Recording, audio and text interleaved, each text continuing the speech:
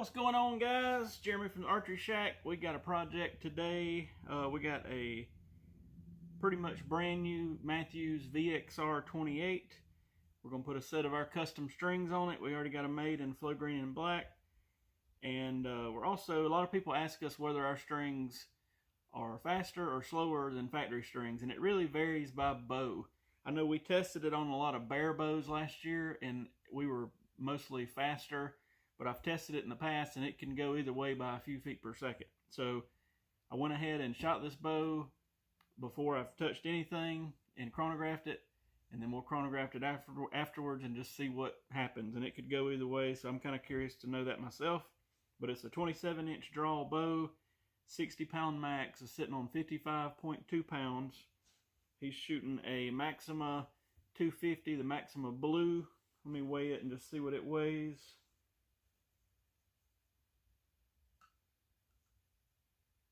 .350 on the dot, so it's a 350 grain arrow, and we're going to restring it, get the cams timed, paper tune it, get it perfect, and he'll be ready to pick it up. So thanks for being along with it for us for the ride.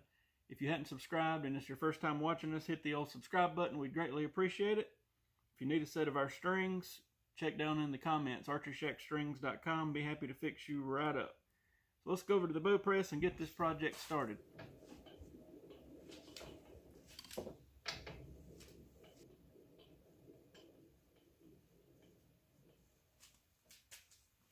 So we made it over here, and we are going to get this bad boy restrung.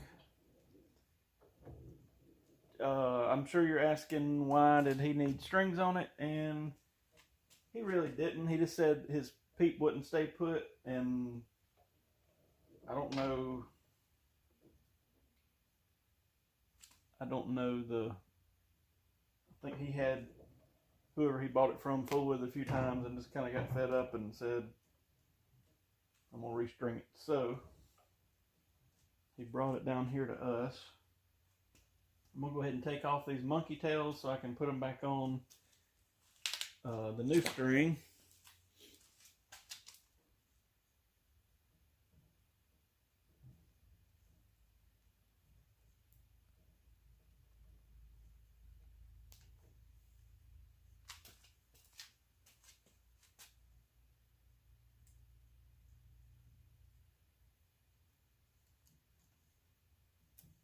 Okay, we'll go ahead. I'm going to keep these strings and cables for him so he can keep them as a backup. You never know when you might be hunting and nick a string or cable with a broadhead and need something in an emergency, so I will keep them for him to do just that with. I remember several years ago, had a guy put a new string on his bow. It was right at hunting season. It might have been like the first week of hunting season. He called me that night and said, I set it on a picnic table behind my house when I was practicing and had a broadhead on an arrow, and I blew it up. I was like, well, I guess we're stringing it again. So you never know what might happen. I definitely like these newer bows that go to these bigger axles, like a 1/4-inch axle. I feel like they're, I don't know, they just hold up to more than the old school little axles.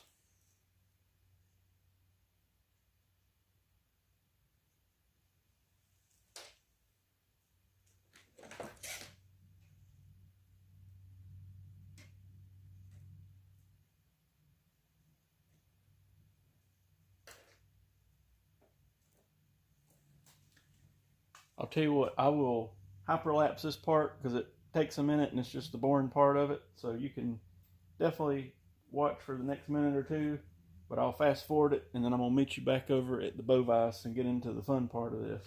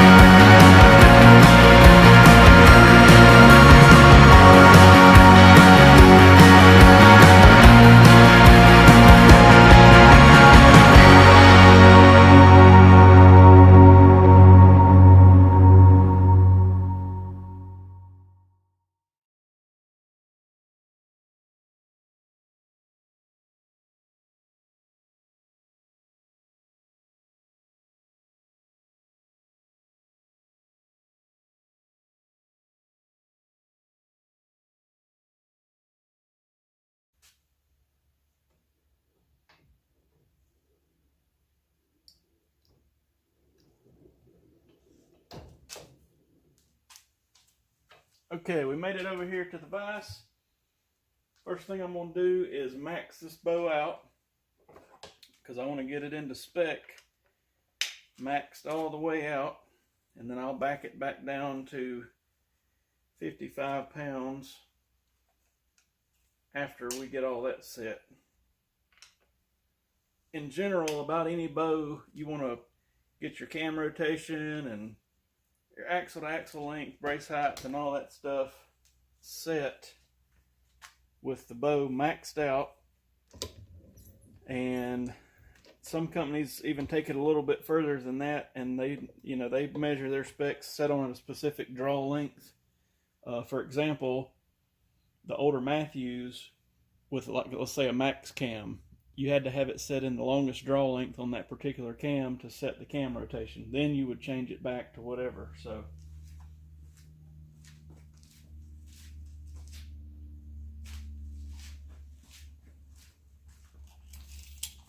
just eyeballing this particular bow, we're looking good so far. This cam has a hole in it, and you want the cable. This is a good starting point. Now, when we'll put it on the draw board and check it, but we're dead center of that hole, top and, well, I got this on a tripod, but you just have to trust me. Top and bottom are perfect right now, so we're still gonna check it shortly. Axle to axle is perfect. Brace height is perfect. So a lot of times before I take it out of the press, or as soon as I get it over here, I'll check that. You know what I mean? That initially tells me everything is good to go, so we can proceed. So now what we're going to do is get his arrow, put a loop on it. I'll do my knot ties, do my loop, get it level. I'm going to start off dead level. We'll check the center shot. We're going to go over to the draw board, check the cam timing, see what kind of weight we got. That's sort of my second round of checking out to make sure everything is in spec. We should hit within about a 2 pound, this is a 60 pound bow, so I really want to hit between 60 and 62 pounds. Occasionally I've had them max out a little more than that, but 63 would be pushing it, because there's a little bit of variance there, but I'm looking for between 60 and 62 pounds maxed out. The cam's timed, then we'll tie in the Peep back to the original location, then we'll paper tune, then we'll walk back tune. So let's move this camera over and get a loop put on. Here we go. Now I will say one thing, and I really like this about a custom built string, and of course we build strings and try to achieve this ourselves, but the factory string, when I clicked this arrow knock on, was loud and tight. It would pow and it would not budge.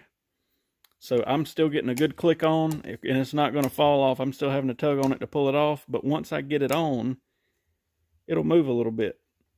That usually will give you a better tune, and it could increase the feet per second by just a tad. So there's not a lot of movement in the arrow, but it does freely move once I get it clicked on. And again, it still takes a good bit of effort to get off. So what we're going to do now is take some BCY 3D serving. We'll take a level and clip it down here on the string. We'll take a separate level and clip it on the arrow. I'm going to put a link to some of these levels in the description in case you want to have some to play with. You don't have to do it this way. You could 100% lay it on a table and eyeball everything and try to just eyeball it level and then go to the paper tuner and then fix it there. But I have found with most bows today, if you put the arrow level, or maybe, according to the bow, a 1/16 tail high, you're going to get good success through the paper tuner. So now my string is level. I've got, you can't quite see it, but I've got the level down here. I'm going to tie this on here in a second, but what I'm doing now is holding tension on it so that I can get it perfectly level. And it looks like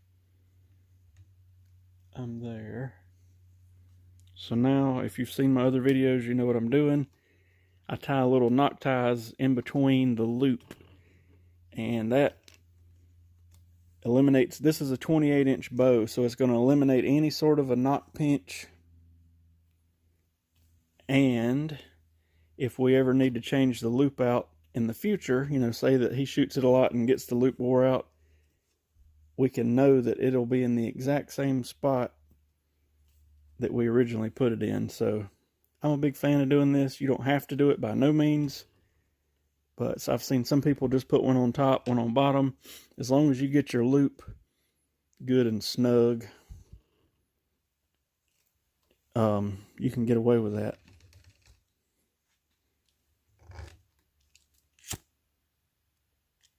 We'll burn that, give it a tap. Same thing on the bottom.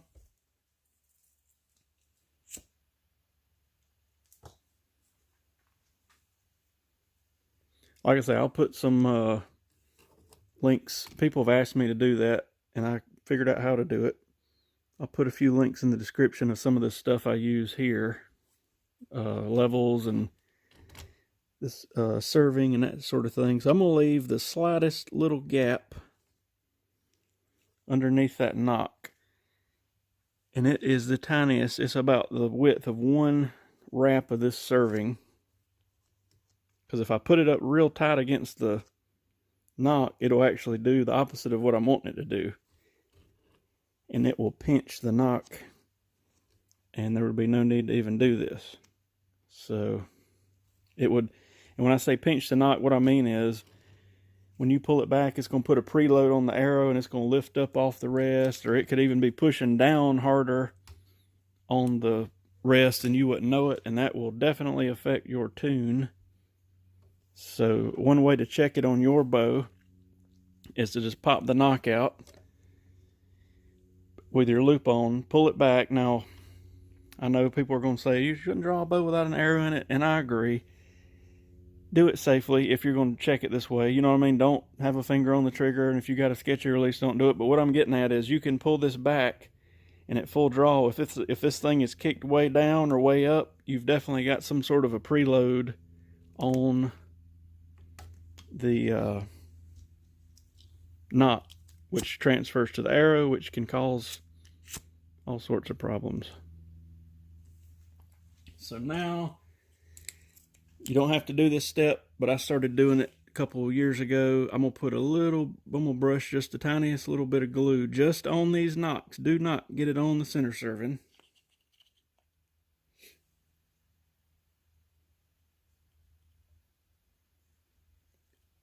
What I had occasionally happen, and what made me start doing this, is where these are tied off, which is really hard to see. If you had just the right knock, or some knocks had a little, I guess where they were injection molded, had something grabbing that little bitty knot. And you know, after a couple hundred shots, it would want to start untying these. So I was like, well, I'll put a little dot of glue and that'll fix that. I'm going to hit it with some of this accelerator just to speed this process up. Let that dry.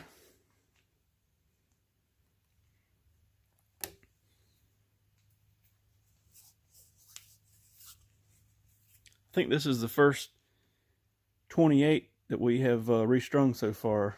We've had a couple VXR 31.5 through. And if I remember right, I think we did a video on one of those. Get that tight. Get the top one.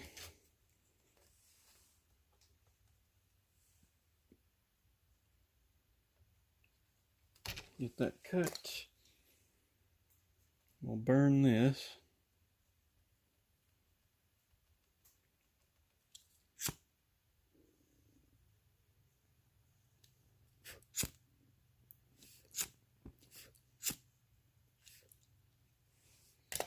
Let that cool off for a minute. If you've never experienced it before, if you ever touch your skin to that while it's still hot, it'll get on your skin and you can't get it off, and it'll burn the fool out of you. So we're going to let it cool off.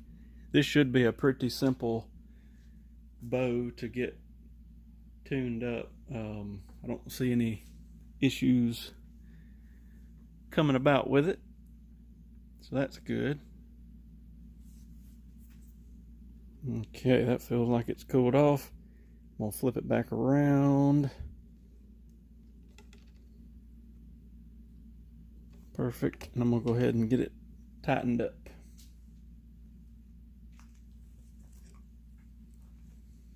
I like using these little, you can find them online, these little, or I don't know if Lowe's has them or not, these little Craftsman needle nose. One, they're a stainless so the tips don't rust. Other ones I've tried, they'll rust, and then when you get in a bright colored loop like this, it'll make it all nasty. And they're tiny, so compared to like other sets,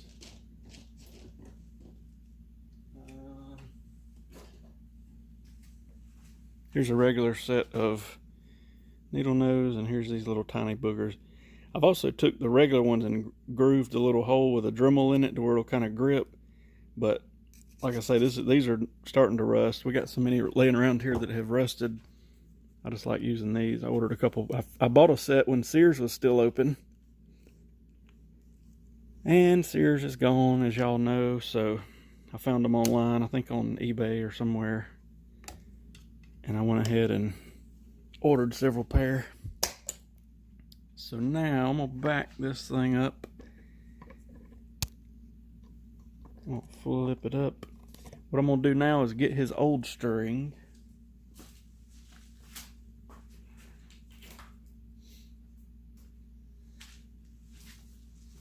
I'm gonna line up loop to loop and get his peep height at least close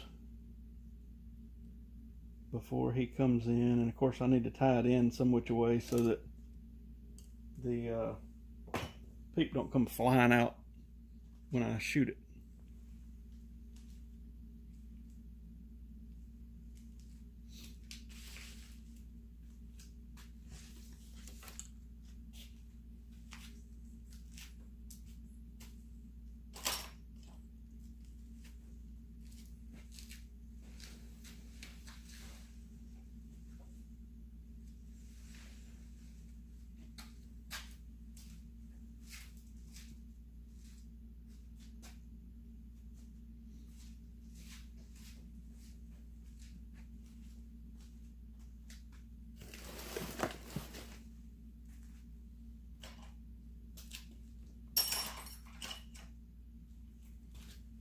I'm gonna flip the peep. These little string separators come in handy for stuff like that.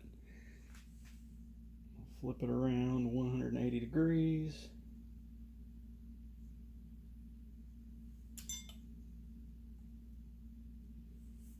Now let's see if we're close. Oh yeah, that is very close. Looks like that's right on the money. So let's tie in this peep sight. I'm gonna reposition this camera and then we'll be ready to check some cam timing. Okie dokie, I'm gonna start out by tying around the peep itself.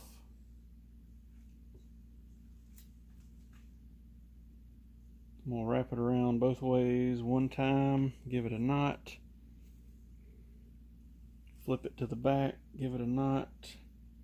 This is probably the most, you could technically shoot it with just this tied in. It still may slide, but it's probably not going to fly out. But we're going to go ahead and, of course, tie above and below it as well.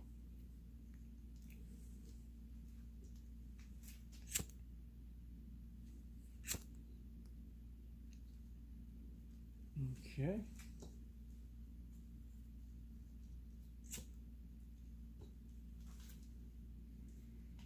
Now we'll get it served in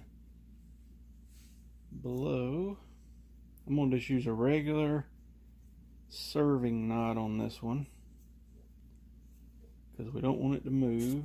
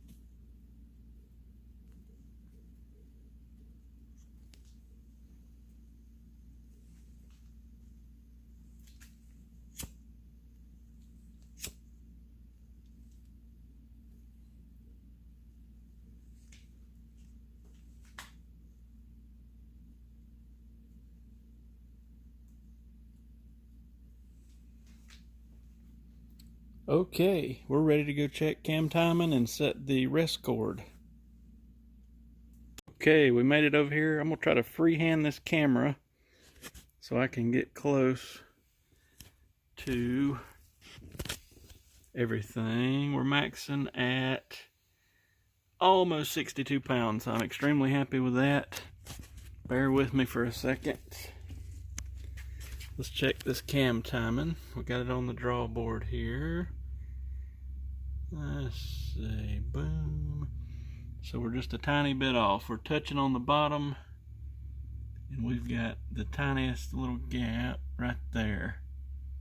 So I'm gonna add one twist. So one way, if you end up in this spot and you don't know which cable to twist, if you've got any kind of a yoke, you can squeeze it, which would imitate putting, twist in it, and you can see if it gets closer or further away. So in this case, if I squeeze that, it gets closer. So this yoke is hooked to the, of course, through all this, and it hooks down to the bottom cam. So I'm gonna put a twist. I don't even know. I'm gonna put either a half a twist or a twist. Let's see. We're touching. It may just take a half a twist in that bottom cable, and we'll walk back over here and see if that fixes it. That did it. Little half a twist ended up doing the trick. Let's go shoot it through the paper. I'm gonna cut this cord on this rest and go shoot it through the paper. I did get it back to 55 pounds before paper tuning. Almost forgot. Okay, we're back here to see what it does through paper. I got everything level, center shot dead down the center. Let's see what she does.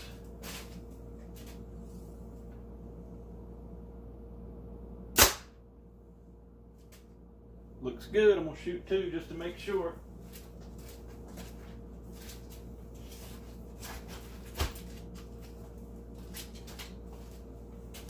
Oh yeah.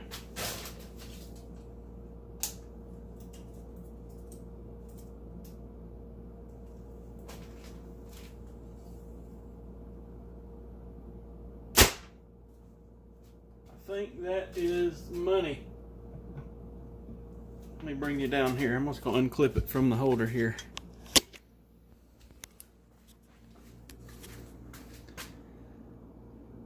I'm feeling pretty good. Let's see what it does to the chronograph. Alright, well, we got 274 with the factory strings. I'll go ahead and put that clip in. I shot it before I started doing anything. So we're back here before we've touched anything on this bow. The guy just bought it. Of course, we're putting a set of our strings on it. We get asked a lot whether our strings add or take away feet per second. In my testing, it can go either way, just according to the bow and the setup. So we're going to test it. This brand new Mathews VXR 28 factory zebra strings. When we get done tuning it and setting it up, we will put it on the exact same specs and test it with our strings. It's currently on 55 pounds, shooting his Maxima Blue RZ 250. So we're going to set it right back up that same way when we get ready to test it with our strings. So let's see what it does factory.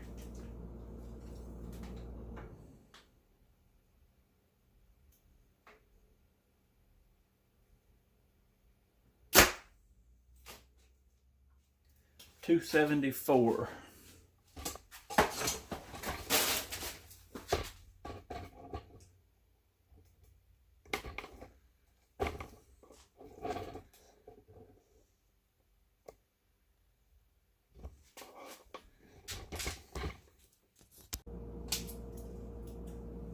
So now we got fresh Archeryshack custom strings on it. We got the same specs, the same 55 pounds, the same speed knocks, the same monkey tails, the same arrow. Let's just, I don't know, let's just see what happens. It could stay the same or it could go a little faster, a little slower.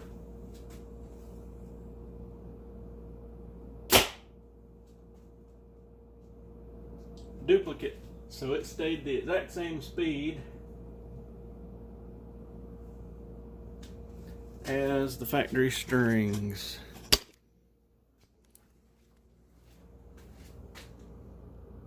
$274. So hey, thanks for watching. We'll let him come back and pick it up, and we'll have him shoot it and kind of go through the final tuning stages with him personally. The VXR 28 turned out great. Sharp looking bow. If you have a bow you'd like us to tune, we're at 206 Hill House Road in Anderson, South Carolina. If you're not local, we have lots of folks ship in their bow now because of these videos. Probably the easiest way is just give us a call at 864-735-8484 or shoot us an email, archeryshack@gmail.com. We can restring it, we can not restring it, we can tune it, we can build arrows, we can do whatever you need. Just give us a heads up before you ship it, of course, and we can get you a price together, and we'll be happy to fix it and get it back to you. And of course, if you're in the local area, stop by, check us out. We'd appreciate it. If you hadn't subscribed to our channel, hit the old subscribe button and give us a thumbs up, and we'll see you on the next video. Thanks for watching.